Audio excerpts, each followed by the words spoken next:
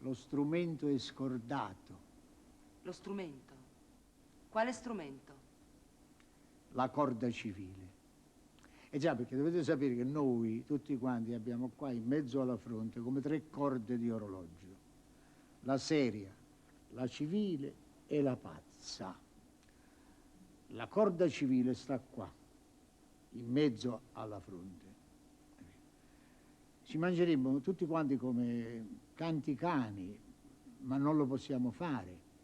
Non so, io per esempio, scusate, Don Federico, così dico per dire, per un'antipatia, per il mio carattere, non so, ma mangerei a morso a Don Federico, ma non lo posso fare, non è consentito. E allora che faccio? Do una bella girata qua, alla corda civile e vado da lui felice, con la mano stesa. Don Federico, come va?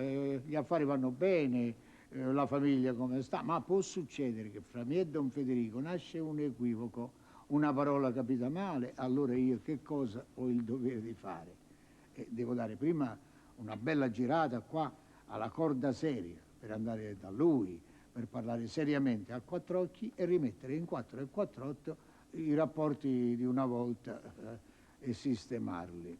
Ma se Don Federico non mi vuole stare a sentire, allora io sferro la corda pazza. Si coprono gli occhi e non so più quello che faccio.